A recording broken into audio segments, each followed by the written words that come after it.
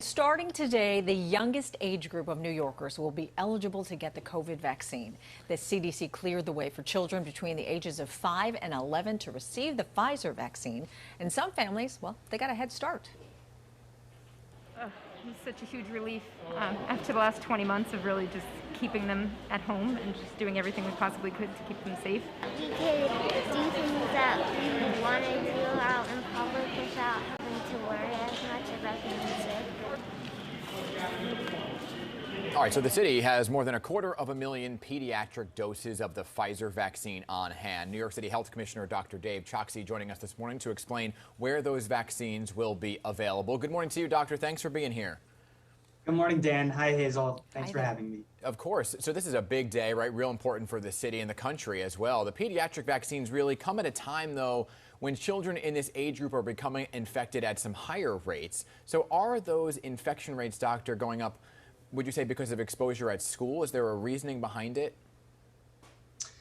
Yes. Well, first of all, this is just a terrific day in terms of the eligibility for vaccination expanding. That means that the protection of vaccination can extend to 5 to 11-year-olds. We have seen, across the country that there are higher infection rates among children.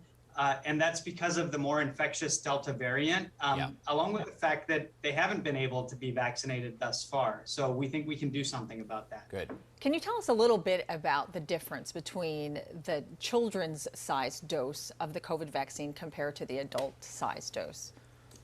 Certainly. So it's the Pfizer vaccine, which is the same vaccine that's been used in people 12 and older, but it's a kid-sized dose. It's a third of the dose that's used for those 12 and older, 10 micrograms. And that's because that dose has been shown to be safe as well as effective in 5 to 11-year-olds. So, Doctor, walk us through the process right now. How many doses do you have in your possession, right? And if there's like a bum rush of people who want to come in and get the vaccine for their kids, how is it going to work in terms of making sure you have enough for everybody? Yes, this is an important question. We've been planning and preparing for this for weeks. We have about 230,000 doses that are starting to be shipped to New York City to vaccination sites from pharmacies to pediatricians across the city, and that number will just increase over time.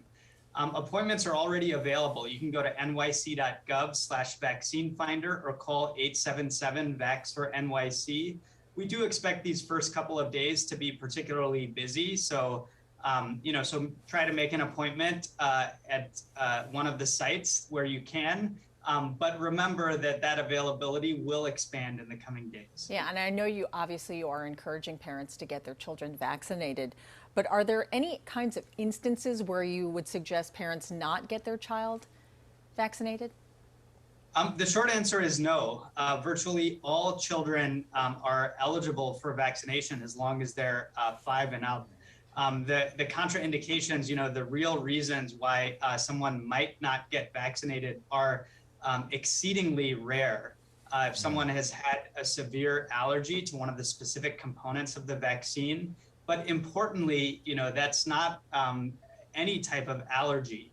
And in fact, people who have underlying health conditions, including, autoimmune conditions or other allergies, are often the ones who can benefit the most from vaccination. So just looking ahead, right, Doctor, you'll be giving those vaccines out in schools as well to make it easier for some of those kids. Right, is that accurate? Yes, that's right, starting next week. Starting next week, right? Okay, so looking forward to the holidays, right? You have everybody in your family now vaccinated. Can everybody gather at the Thanksgiving table all together, grandma, mom, children, without masks and so on? Well, it certainly makes it safer. And we want to make sure that people get fully vaccinated. That means they get their second dose and have a couple of weeks beyond that. That's when we know the immunity kicks up to the high level.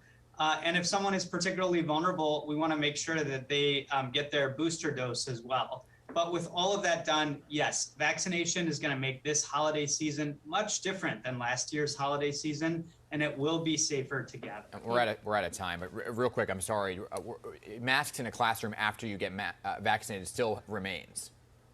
Yes, that's right. Masks still remain. Okay. And flu vaccine is safe to get at the same time as this COVID shot for kids? Absolutely, and I encourage it. Okay. Thanks so much, Dr. Chokshi. Thanks for taking the time to join us this morning and answering all of our questions that a lot of parents have as well. Thanks so much. Take care.